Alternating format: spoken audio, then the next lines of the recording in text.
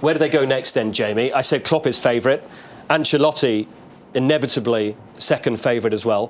What would you like to see them do? I think either of those coming to Liverpool, I think the Liverpool supporters will be ecstatic. You know, Carlo Ancelotti, Champions League winner 3 times. They know what Klopp did at Borussia Dortmund. We were all excited by them over the last few years.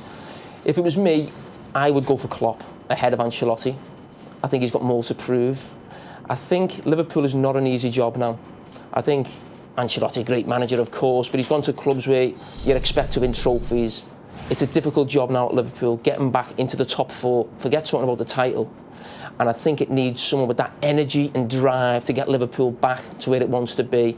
And I think Jurgen Klopp's that man. Now, I'm hearing, if the owners are not fully set on Jurgen Klopp, these are things that you hear you hear on the streets of Liverpool, speaking to different people, journalists maybe. There's talk of people on Liverpool's committee who are heavily involved in the club now, maybe not quite sure about Jurgen Klopp. The one worry for Liverpool's owners is, would an Ancelotti or a Klopp come in the circumstances that are at the club now, where you have politics inside the club, where the manager's buying some players?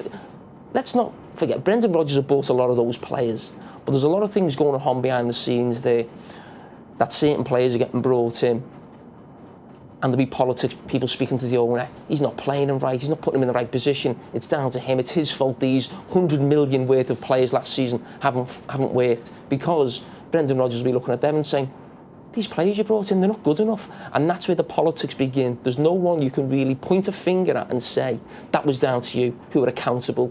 These people behind the scenes, who the supporters of the club don't know who they are, don't really know the names. Let's know what goes on behind the club. Me speaking now as a supporter, what goes on, who does what, and let's see who's accountable, because it's not just Brendan Rodgers.